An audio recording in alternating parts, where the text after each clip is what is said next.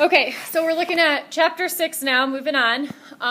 This is looking at vectors in the plane, and then we'll look at different applications.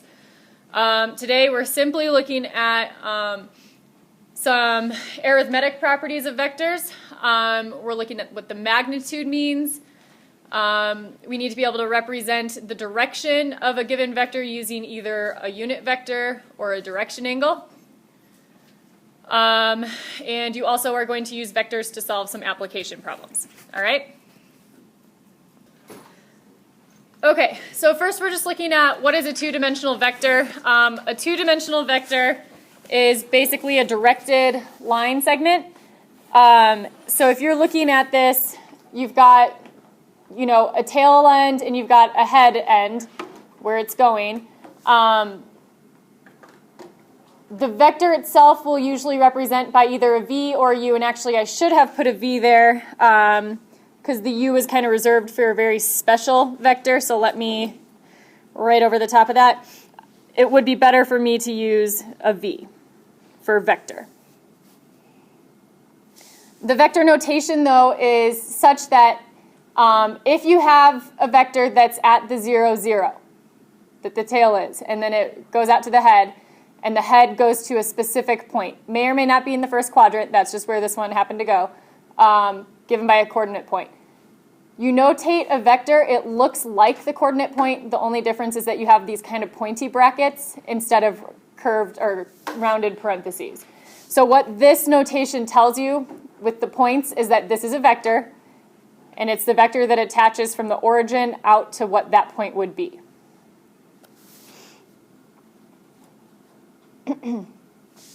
Okay, the standard representation of a vector is given by when the vector's tail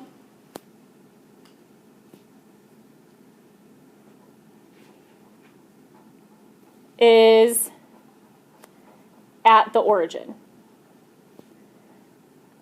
All right, so not every vector starts on the origin, but we'll always try and relocate it back to the origin because standard representation is given in this form always. So anytime that you're given a vector in this form, we're assuming we're starting at the origin, going out. Okay, does anyone know what the magnitude of a vector is? How long it is. How long it is. Yep, it's the length of the vector. Okay? The direction, I don't really feel like I have to tell you what the direction means. It means which way is the arrow going, right? But we'll write that. So which way the arrow goes, or points.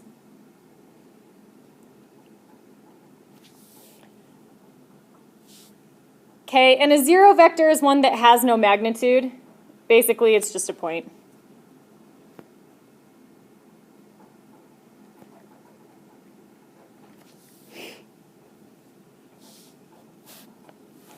But it's something that will come up. So just be aware that there is such thing that they call it a zero vector, and it's just the vector 0, 0.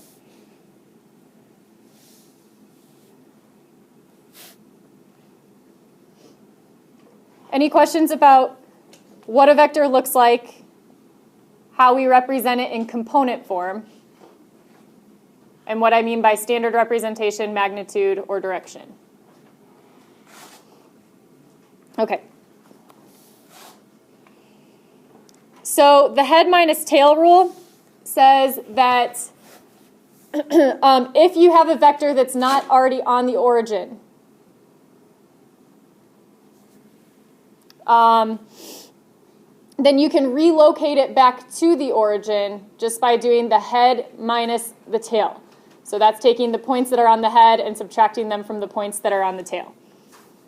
Okay, so what do I mean by that? Let's put some points on here. I'm just going to use kind of basic representation. So let's say that I've got the tail of this thing is at the point x1, y1.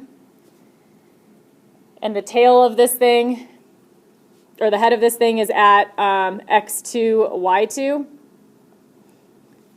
Well, if you relocate it back to the origin, then obviously the new tail point is at 0, 0. And you can find what this head point is by just taking the head of the original, which is this point, and subtracting it from the tail of this point. So in other words, x2 minus x1, y2 minus y1.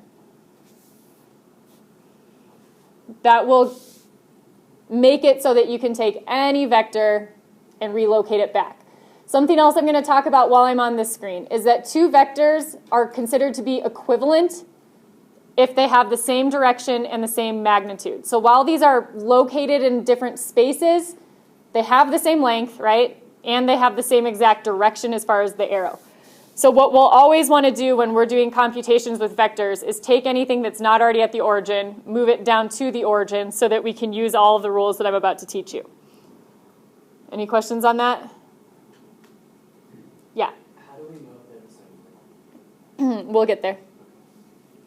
Basically, can you find the distance between 2 points? That would give you the distance or the magnitude. All right, so let's look at the first example. This one I'm saying if I give you points mn, f, and g, and I want you to determine whether the vector mn is equivalent to the vector fg, both graphically and algebraically. All right, so first thing that we're going to do is look at this graphically.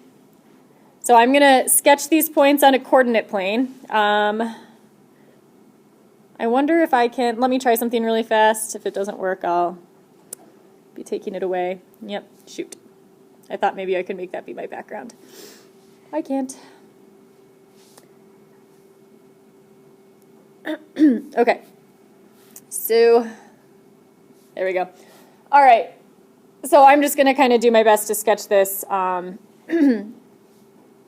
blank space. But basically what we have is everything it looks like to me is in the first and the second quadrant, right? So I actually am going to scoot that over a little bit. So this is going to be my graphically. I'm just going to kind of take a look at this guy. See what I get. All right, so my first point, M, is at 5, 3.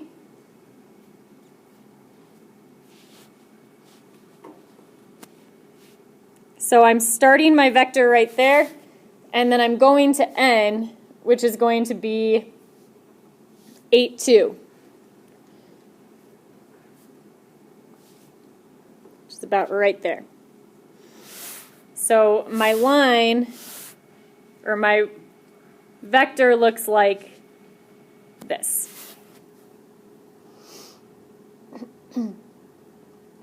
Okay, my next one is at negative 2, 1. So if I go back to negative 2, up 1, and then at 1, 0. So right on the axis, right? So this vector is going to look like this, going in this direction, right? All right, now I kind of sketched this by hand. Do they look like they're the same length?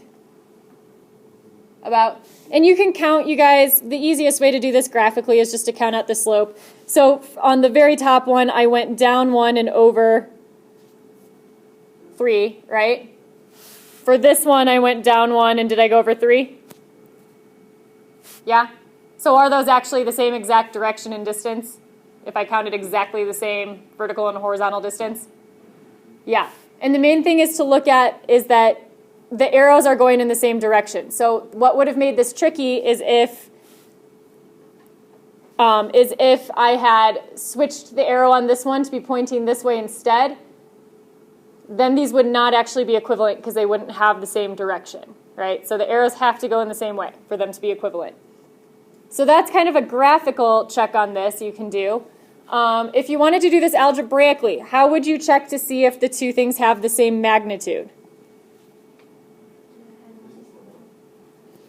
Distance formula, right?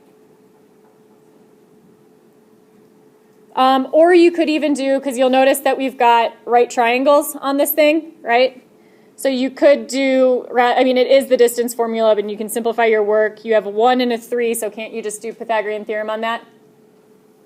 what is Pythagorean theorem going to give you for this side? Square root of 10, right? Are you going to get the same thing here? Yeah. Square root of 10 on that. So we know that we have the same magnitude of the square root of 10. And then how are you going to check to see if they have the same direction?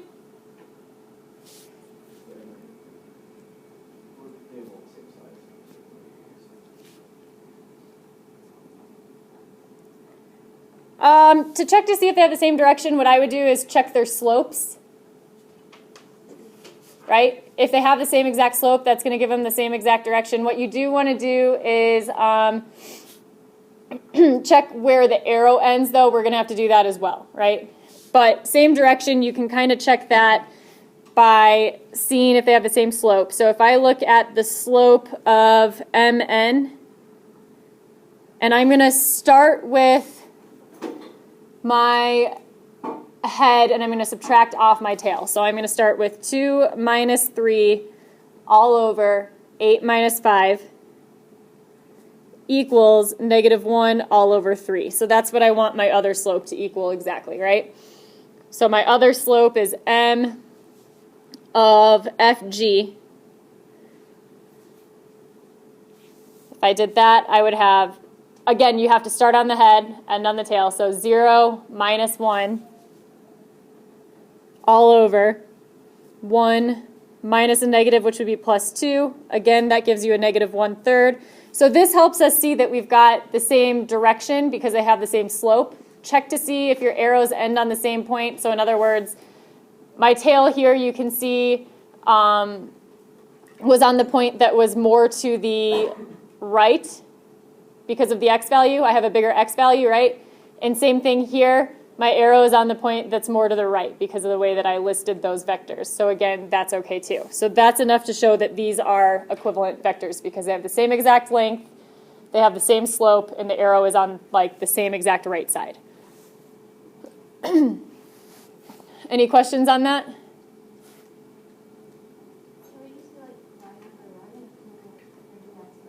That is what I did. Or like, I know that's what you did, but like, we just look at it. Well, you'd have to, I want to see it algebraically, Okay. right? So I should have shown a little bit more work here, but I do need to see like the algebraic numbers for it. If you showed me, like if you just counted and you said negative 1/3, yeah, that's fine. Okay. But as long as you write it out, yeah. Does it matter when you're labeling like This way? Yeah. Does Yes. It matter? Head, tail. I'm sorry, I said that backwards. Tail, head. So the arrows, it tells you to go where from to. Okay. All right. So the next thing that we have to look at is, well, how do we add or subtract two vectors? So there's two different ways that you can add vectors. If you're given two vectors, an A and a B, right, and they don't have to be next to each other in space when you're given, like I can just draw an arrow for A and then somewhere else an arrow for B. But given the length and the direction of two vectors, you can add them by doing your first vector and then off of the head, draw the second vector. And then you can connect those two from tail to head, and that will give you A plus B. That's visually what it looks like. This is the triangle method. This is the one that I'll use more in class just because it's a little bit easier. What's the difference over here? Like, what did I do with A and B that's different? I put tail to tail rather than tail to head, right? And so you shouldn't ever connect when you're adding two vectors kind of visually. You should never connect two heads or two tails. You should always be connecting, like here you can see I connected tail to a head, right? Here I couldn't draw straight between the two because it would be head to head. So this is the parallelogram method. If you have two heads left over, then you make a parallelogram out of that shape and connect the long diagonal. This one to me just has too much going on. But you can see they give the same result, right? I just think that this makes more sense to connect, do one vector, connect to its head, tail to head, and then draw one line. Yeah? Is there any ever situation where we have to use the parallelogram method, or can we always I think it depends. I think it just depends on like a word problem. So there are application problems where when you're drawing a situation, you'll get something that just naturally looks like this. So yes, you do have to be aware of if you have a situation where you have two arrows going out like this, you're going to have to do the parallelogram method, right?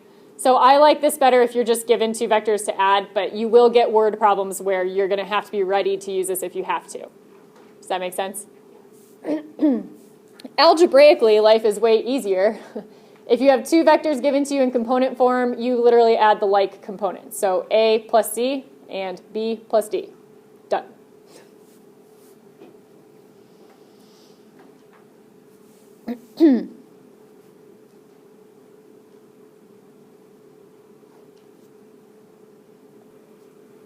All right.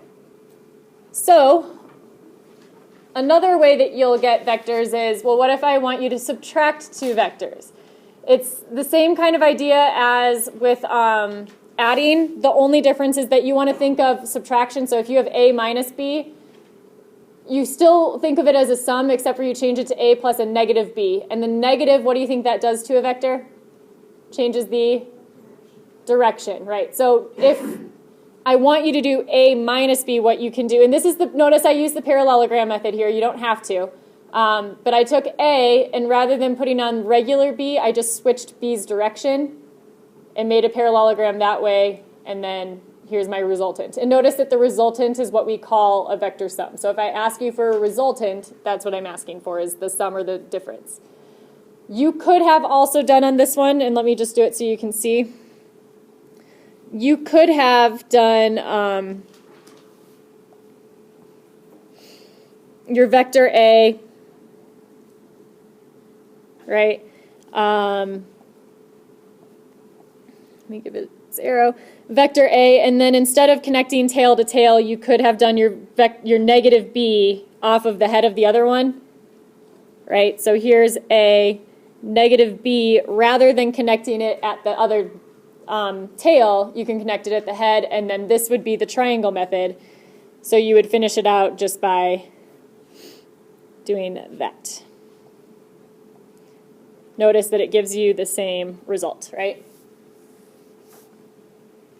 Questions on that? And again, and sorry that Doceri desktop thing is in the way as usual. I'm not really sure how to get that to go away. I wish I could. But can you guys see, it's just the component thing again. So if you have A minus C, or AB minus CD, can subtract your A and C, subtract your B and your D, just like how we added.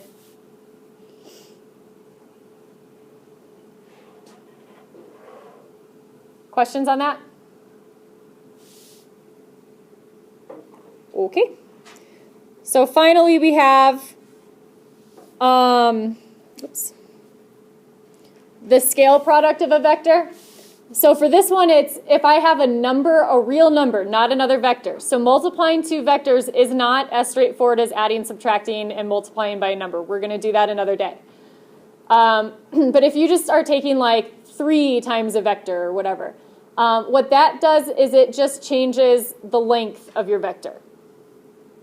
If it were a negative number, it would change the direction as well. It would just flip the direction.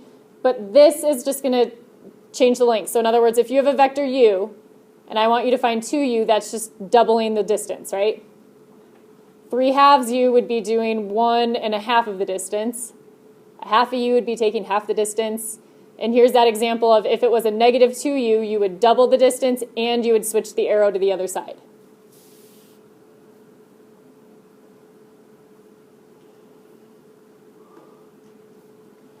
So you can probably just draw a couple of these to get the idea. You don't need to draw all of them. I'm just kind of giving you the idea of what this does. Yep.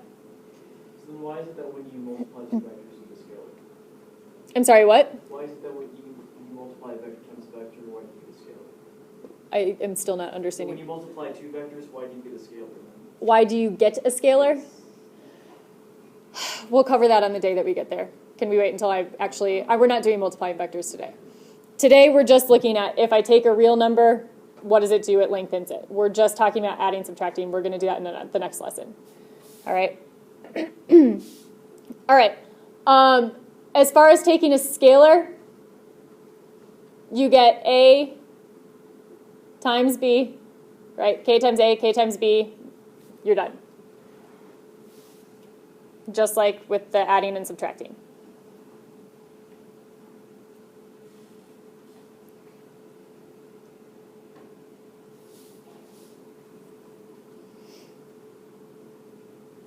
Okay. So here's an example of a type of problem you might get. So I'll give you points, and then what I'm asking for is for you to find this situation. All right. So the first thing that you need to do is represent vector PR in standard representation. Right? Because PR, if you connect PR, is that starting at the origin? No, right? So what we need to do is actually scale it down, or not scale it, but relocate it to the origin by doing that head minus tail rule. All right, so vector PR is equivalent, not exactly equal because it's not in the same space, but it is equivalent to the vector located at the origin by doing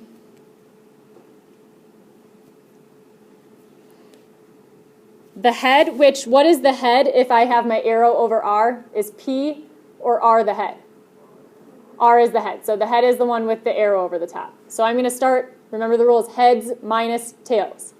So start with the head, which is R. So I'll take negative, or 2, and then I'll subtract off the tail's x value. Well, actually here, let's do it kind of separately. So I have, no, never mind. We'll do it all in one. All right. So 2 minus, and then P is my tail, so I'll subtract the negative 5. And then you would have negative 1 minus the 4, which is going to give you the vector located at the origin, 7, negative 5. So this vector going from the origin to 7, negative 5 has the same exact distance and direction as the vector PR. And we're really just, that's all we're really concerned about is distances and stuff right now. All right, so let's also figure out what QP would be. So QP, your head is P, so you would have negative 5 minus a negative 3, and then you would have 4 minus a negative 3,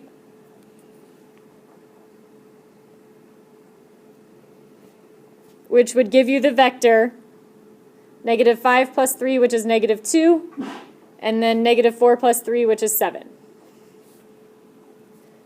So now that I have rescaled these into standard position, I can actually perform these operations, right? Now that I've represented the lengths and the direction of these.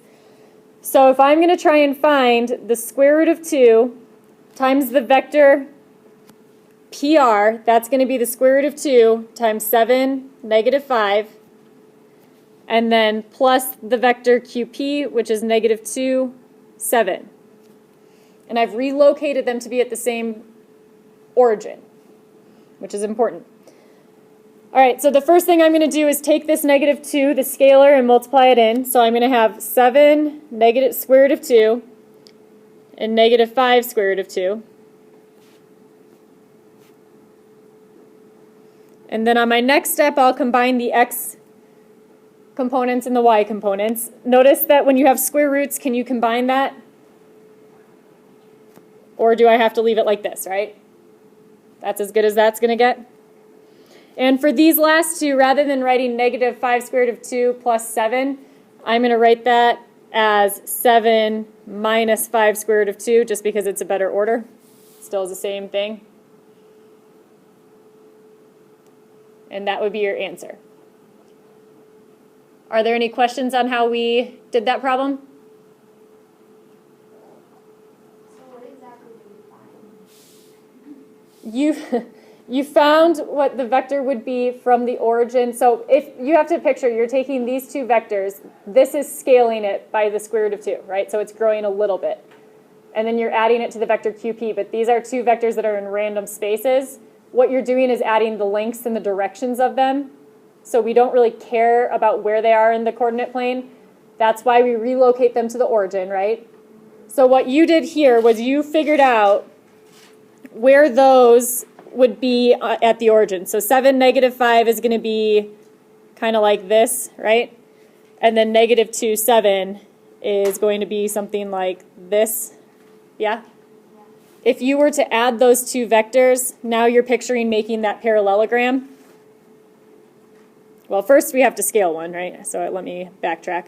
I am taking the square root of 2 times this vector, which is growing a little bit. So basically what I've done there is I have extended this vector a little bit more by the root 2, and now I'm adding them. So this is where now I would make my parallelogram, and what I did was I found that vector. Okay.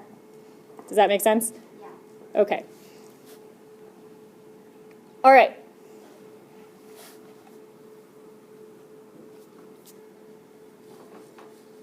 U is the unit vector. So this is why I was saying earlier that it was kind of poor notation on my first slide for me to use U, because the letter U is kind of reserved for this very special unit vector. It's exactly what you think it is. Unit means you have 1 unit of length.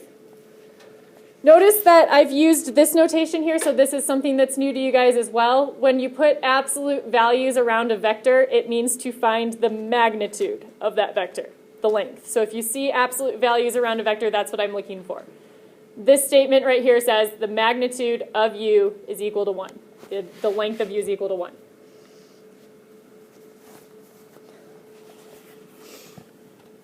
Okay, there's quite a few uses of the unit vector. One of them is that we will be representing the direction of any vector v by a unit vector. So basically what you can do is take any vector of any length and scale it down to a length of 1 so we can work with it, but maintain that direction of the vector. Okay, so what that does, the way we do that is we take a vector v and we divide it by its own magnitude. That will, again, it will save its direction, but it will scale its length down to 1, which is going to be an easy thing to work with then. And you'll kind of see the use of that a little bit later. Right now we're just going through the very basics. We're getting you prepped for what we're going to do with it.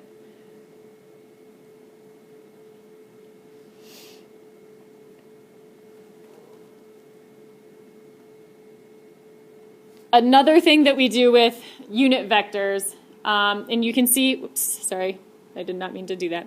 You can see that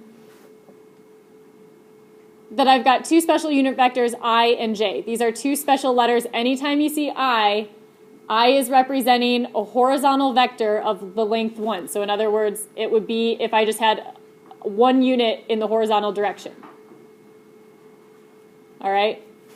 J is the unit vector going from 0 to 1. So 0, 1 would be going up 1 unit on the y-axis. So again, a length of 1 in the vertical direction. We're using these 2 vectors and these 2 letters to give a linear combination form of vectors. So in other words, if I give you a vector at AB, so in other words, going from the origin out to the point AB, I can also represent it like this. What doing A times I does is it takes your unit vector in the horizontal direction and it scales it out to be the same length as A. And then adding a vector of BJ takes your vertical unit vector, scales it out to be the same distance as B, so that now when you add AI plus BJ, it takes you to the point AB. So it's the same exact thing as this component form.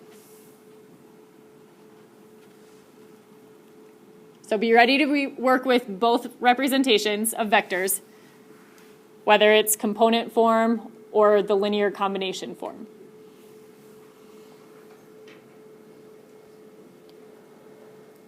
Okay, so for this next example, I want you to find the unit vector that has the same direction of each given vector.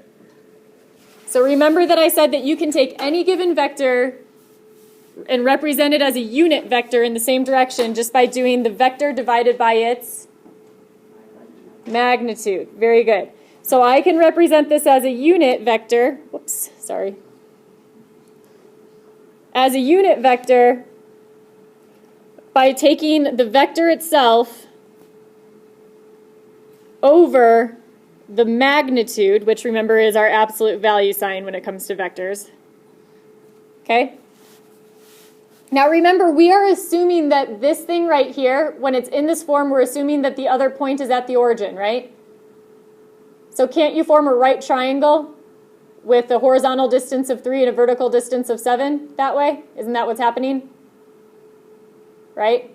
So can't you find the distance there just by applying a Pythagorean theorem? Right? So you've got your vector, and to find its magnitude, it's going to be the hypotenuse of that right triangle, which will be the square root of -3 squared plus 7 squared.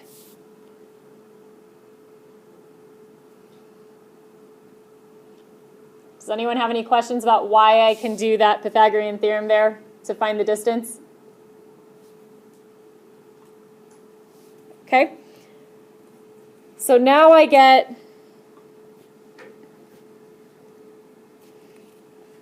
let's kind of simplify that all down. 3 squared is 9 plus 49 is square root of 58. Does the square root of 58 break down into nice things? Do you get any perfect squares that come out of 58? No, we do not, right? So that's as good as that's going to get, but we would want to represent this as one big vector, so we would say -3 all over the square root of 58 and 7 all over the square root of 58 in vector component form.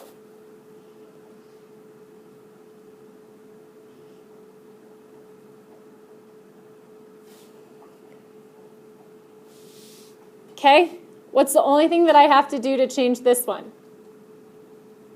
Or to deal with this one? Isn't it the same exact thing?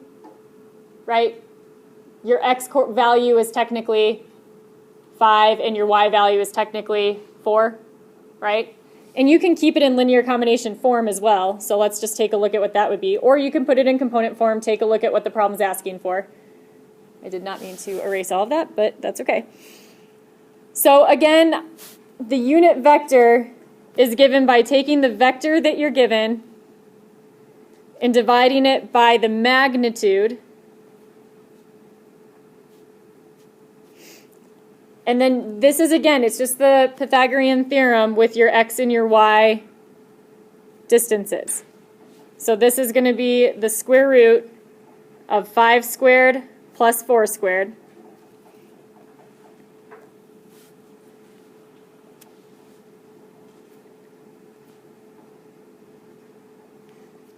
Okay, let's think through that. So you've got 25 plus 16 is 41. That can't simplify, and then we would just break it into the two components. So you would write this as 5 all over the square root of 41i plus 4 over the square root of 41j.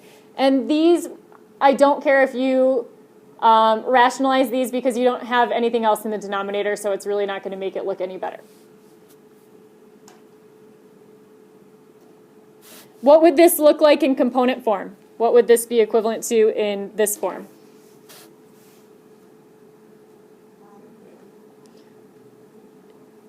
Yeah, it's basically just you're dropping the I and the J and you're putting it into that component form like this. Those are equivalent answers. Make sure you're watching for what form they want. They'll tell you, hey, I want this as a linear combination, which would be this, or they'll ask for it in component form, which would be this.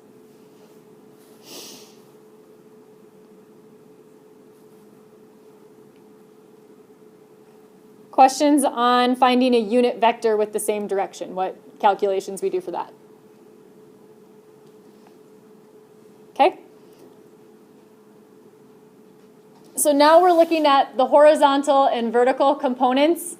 This actually is really closely tied to the unit circle. So if you think of the unit circle, your x value is represented by the cosine of the angle about the origin, right? And your y value is represented by the sine of the angle about the origin. In the unit circle, what do we assume the radius is? 1, which is why we didn't have this stuff there before, but now we don't necessarily have a radius of 1. The vector is going to have some given magnitude, so that's what we need to scale out that piece by, right? So that's why we've got the magnitude of the vector times the cosine, magnitude of the vector times the sine. But this is already stuff that you're really comfortable with from the unit circle. So if I ask you for the horizontal component, that's just taking the horizontal component, right? If I ask you for the vertical component, that's the sine value.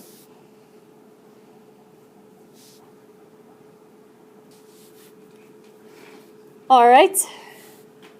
So I want you to find the component form of a vector v, and I'm giving you that the magnitude, remember that that's the notation for the magnitude, is 47. And I'm also telling you that its initial point is on the origin, so it's set up and ready to go for regular component form, and that the vector forms a 108-degree central angle. Okay, so let's just draw a quick sketch so that we can kind of think through this. And you don't have to draw a sketch if you're comfortable with visualizing it in your head. I'm just going to do this so that we're all on the same page. So here's kind of my coordinate plane.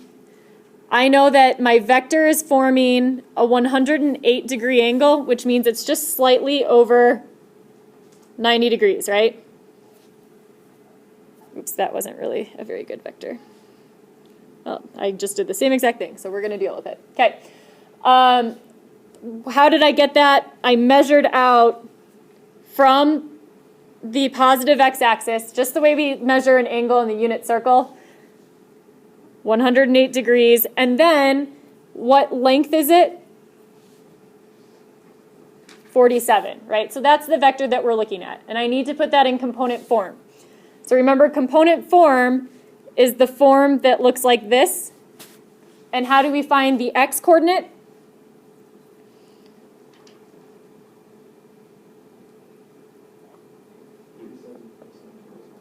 (47), you want the magnitude, times the cosine of the central angle. And then for the y-coordinate, it's 47 times the sine of the central angle. So this is if I don't give you a coordinate point and I want you to find what that point should be. I'll give you an angle or enough information to find an angle and a magnitude. All right. So somebody with a calculator out and ready to go, can you type out and make sure you're in degree mode? Go ahead and type out for me 47 cosine of 108. Let's round it to the nearest hundredth just to be nice here.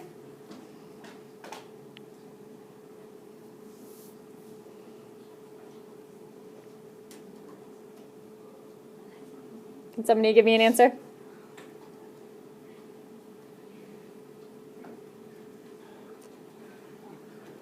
Come on, guys. -14.52. Okay. And then what did we get for 47 sine of 108? 44.70. All right. And you guys are done. That would be the component form of this. Are there any questions about how we would find the component form of a vector with an angle and a magnitude? Okay. So magnitude and direction angle. I've already talked to you guys through this formula for the magnitude, so that I'm not really going to talk anything more about that. That's just the Pythagorean theorem with your x and your y distances. The direction angle is a little bit different. It satisfies the tangent of theta equals b over a, and let's think about why that is. So if you're given on a coordinate plane some vector, whoa, sorry about that, It does not want to draw it on. Why won't it let me do it? Ooh. All right, well, that's going to be close enough. If I draw some vector like this, you know that the x distance here is given, or the y distance is given by the b value, right? Because of the way it's written, b. And the x distance is given by the a value. And so if you're looking to find theta, right, then you have that the tangent of theta is opposite over adjacent, b over a. So that's where that comes from. And then you can find theta just by doing tangent inverse of b over a. Yeah? So this vector view is not the unit vector. No, I've been using some poor notation in here. Yeah. Okay. The whole way, I must have just copy pasted my slides. So those should all be v's, really. Thank you.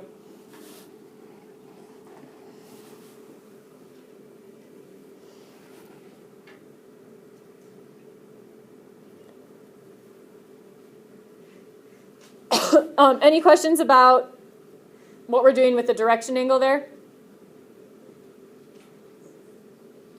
Okay. All right, so I want you to find the magnitude and the direction angle of this vector. So the magnitude is just the Pythagorean theorem stuff that we've been doing.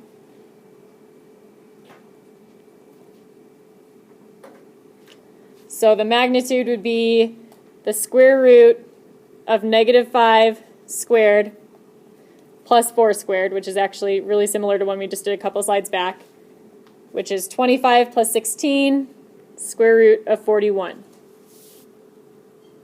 So there's your magnitude.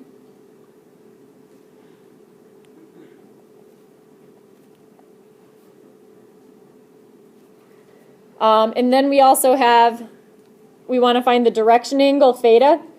So remember we said that theta would be the tangent inverse of your b value, which is 4, over your a value, which is -5. So that's something that you would just type in to your calculator. Can somebody give me to the nearest hundredth what that is? Tangent inverse of 4 divided by -5?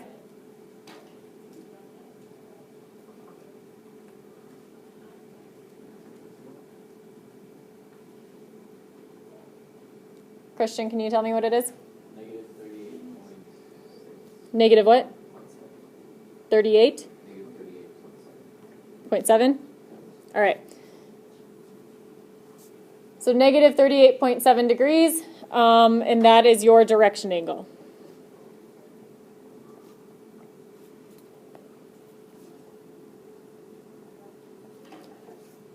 Any questions on that?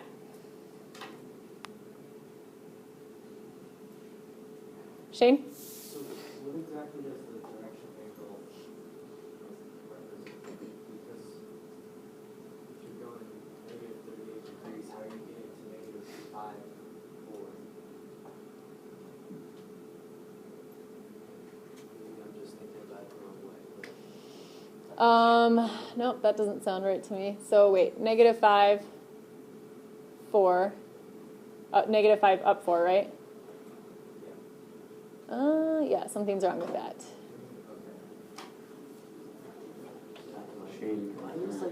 No, I'm glad you thought about that. So, what? Should be opposite y over x coordinate. That's what I did. I did 4 over -5. What? Did you square them first so it'd be 16 over 25? Why would you square it? No, I think what's happening, guys, and we're going to have to kind of keep an eye on it to see what quadrant we're in, and I didn't even think about it, but I'm glad that Shane pointed it out, is that it's putting us down here. I think what we want to do is just give the, because remember, your calculator is always going to give you the quadrant 1 or 4 version, right? But technically, isn't it the same tangent value out here? And wouldn't that put us in the correct quadrant? Yeah. So I think we're just going to have to look at which quadrant we're expecting to be in and make sure that we give the version that's in that quadrant. So we should actually then be giving, how would we do that? We would just add 138, right? or 100, I meant to say 180. I was looking at the 38. Sorry. So we're adding 180 to make sure we end up in quadrant 2. And thank you so much for pointing that out, because I totally was about to miss that. Yeah, so we want to be in this quadrant. What is that going to be then? 141.3? Is that right? So that would actually give us the direction angle in the quadrant that we want to be in. And it could be that like you'll get the correct answer right off the bat if this was like, had that been positive 5, negative 4, that would have been okay then, right? Yeah. So, okay, so when we're expressing the vectors, do you want us to write like 41 units at 141.3 degrees? Or do we just... You can just say magnitude is negative, Okay. or is square root of 41, direction of, yeah, you don't have to say units, you can. I guess we're not really sure what we do. If we're dealing with in a word problem, you would tell me what the unit was, but if it's just something like this, you just tell me the magnitude is square root of 41.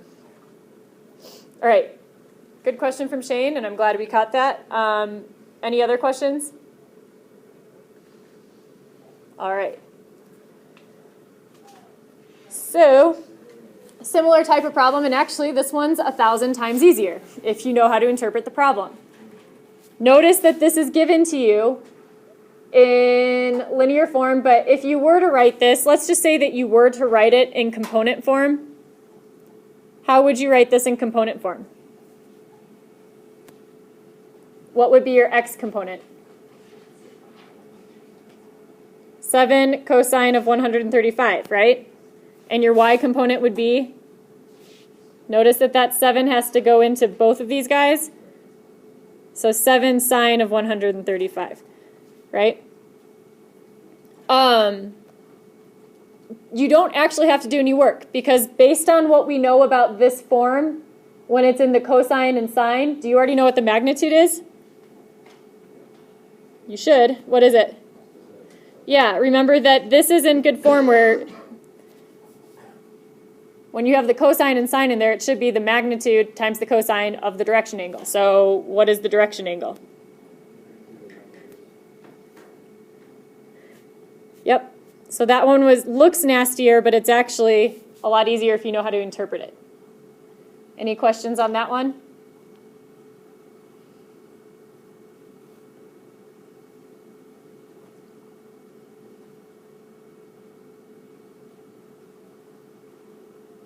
Nope. All right. All right. So, settle. We're to the word problems now, guys, so make sure you're paying attention. All right. An airplane is flying on a compass heading or a bearing of 170 degrees at 460 miles per hour. A wind is blowing with the bearing 200 degrees at 80 miles per hour. So we want to find the component for the velocity of the airplane to start. And then I'm actually going to add to this. I don't think I put it in here, but I'm going to make you find something else as well. All right, so let's draw a picture of what's happening here. There's one little trick to this, and it's all in understanding the bearing notation versus the vector notation. So we've got a situation where we're talking about bearing. Now, if I don't give specific directions, where do you always assume a bearing is being measured from if I don't tell you specifically something else? The north line, right? So if I'm looking at, and I'm going to draw this as kind of a little coordinate situation. All right. So you always assume you're starting on the north line for a bearing, and which way do we assume that we're measuring for bearing if I don't specify? To the east, right? If I want you to start on the south line and measure west or east, I'll tell you that then. I'll give you similar notation as what I've done on the past quizzes, right? But I just want to point out here, if they don't tell you and they just say 170, then you're assuming that you're measuring from the north line to the eastward direction. So I'm going to start up here and measure out 170 degrees. So here I go. Ready? 90 degrees. and am I there? About right here would be 170, right? Not to a full 180 from the north line. So my airplane, whoa, I thought I had the straight line. I don't. So my airplane is traveling something like this, and it's going at a velocity. So first of all, let's write out how many degrees this is. This was 170 degrees, and we were assuming that this was from the north and measuring to the east, right? The distance of the plane we could just consider to be the velocity. That's how we're going to measure the magnitude, all right? So I'm assuming that my magnitude here is 460. All right, so this is all I'm looking at right now because the very first question I asked was for you to find the component for the velocity of the airplane. I am not looking for anything with the wind at this point. All I'm looking for is what is happening solely with the airplane, not taking into any consideration the wind factor. We're going to do that next. That's the part I forgot to type into the question. So if I want to find the component of this thing, and this is where you have to be tricky, when we're talking about vectors, when we do that vector form, right? So I'm about to type in the magnitude times the cosine of theta times the magnitude times the sine of theta, right? The difference is, where are we assuming that theta is being measured for in this notation? Am I assuming that I'm coming from the north line for that? Not quite, right?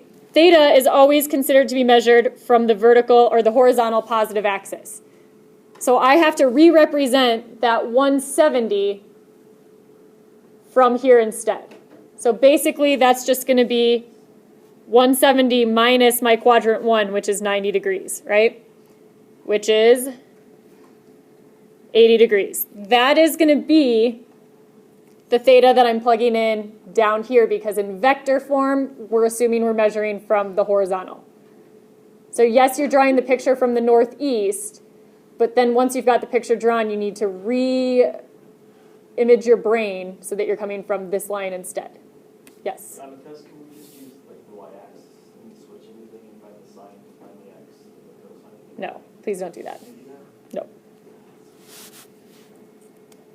All right. So you get the magnitude is still 460. We're plugging in the cosine of 80, right? And actually not 80. What should I actually be doing? I kind of did that badly. Negative 80, right?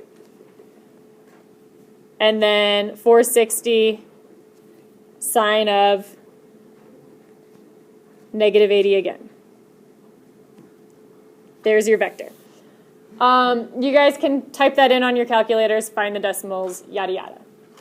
All right, so the next part that I forgot to type in and I'm about to put in right now is I want you to find the ground speed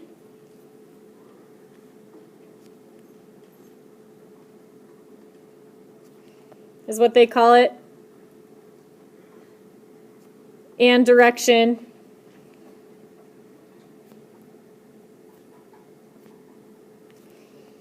the plane is traveling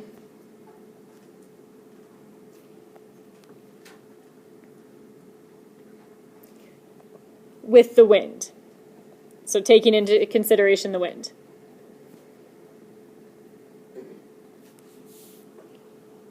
That's the next part that we want to find.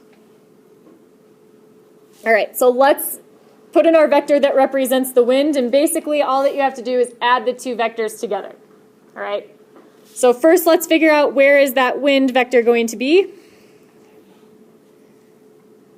And it is going to be measuring, and again we're assuming from the north line to the east, 200 degrees. So here I go, 180 degrees plus another 20, right? And it's a shorter vector because it doesn't have quite as much of a velocity. So again, this vector is being represented by measuring from the north 200 degrees to the east. I'll have to come up with the angle from the positive horizontal axis for that later. I know that the magnitude of this thing is 80. And so if I'm plugging in to the component form of this, it's going to be the magnitude, which is 80, times the cosine of the angle theta. And remember, I need to figure out what this version of angle theta is. So what is that version going to be? It's going to be negative, right? 200 minus the 90-degree first quadrant that I want to skip over, which is going to be negative 110 degrees, right?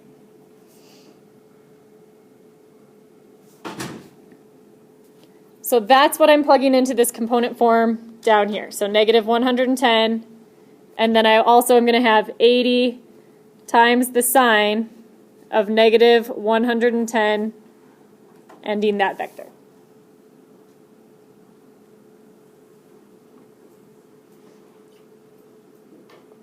So now I'm about to really muddy this picture up. I should have put it more kind of out in the open, but that's okay.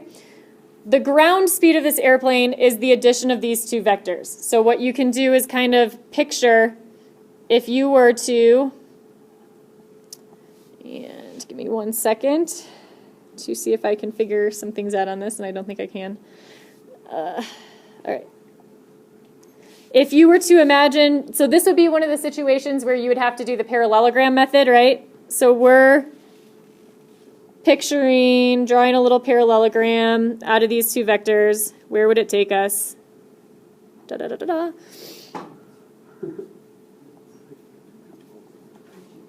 It would look something like this, yeah? If you added them. So what we need to do is just add the two vectors that we already have. How do you do that?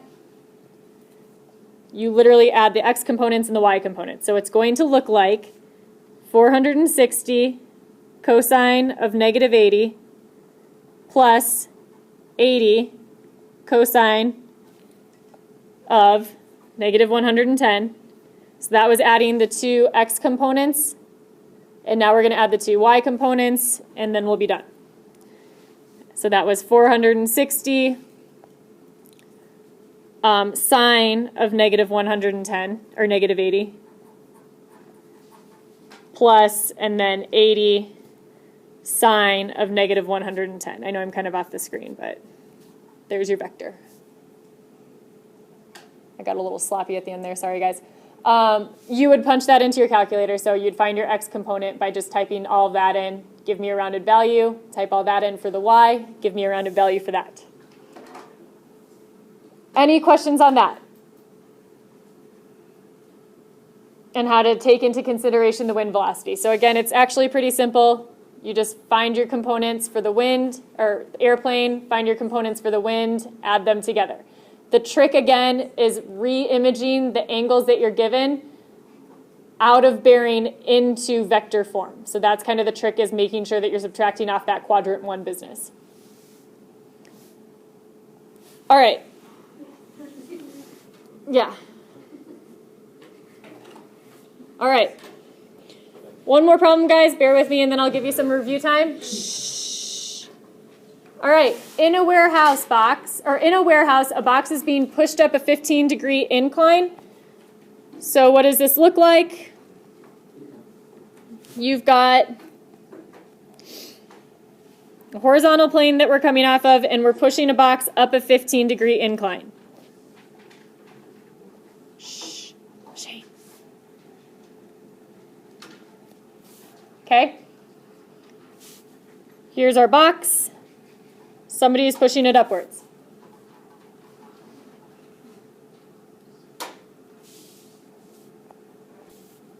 Okay. So we've got a box, we're pushing it up the incline. We've got a force of 2.5. The force, it's kind of similar to the velocity. The force represents the magnitude of the vector. Yep. it's asking for the component form of the force. So basically, it's exactly what we've been doing. This time, we are measuring off the horizontal. So do I have to redo anything with that angle? No, I do not. I'm good to go for that. So my component form for the force is simply going to be 2.5 cosine of my 15-degree angle and 2.5 sine of my 15-degree angle. Now you guys are going to have a homework problem that builds off of this problem, and it's going to be your challenging one. You're going to have to think about what they're asking, and you're going to have to use vectors and what you know about vectors to try and come up with the solution. It's going to be the one challenging problem, all right? Are there any questions, though, on why I'm calling this the magnitude and why this angle is okay the way that it is? All right. This will be your homework. Again, I do not want you to focus on this until you guys have taken the test. So this will be homework. When you're done with the test, you can start working on this, all right? It's up on Schoology. The other thing that I want to go through really quickly is what to study for the test. So let's do that real quick.